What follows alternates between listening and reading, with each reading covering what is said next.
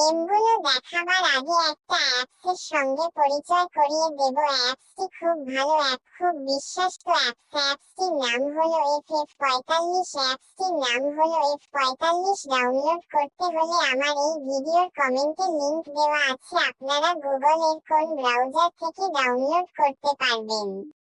এই FF45 আপনারা game play করতে পারবেন।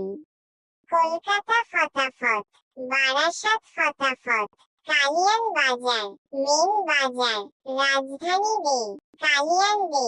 এই অ্যাপ দিয়ে বিভিন্ন পপুলার গেম প্লে করতে পারেন।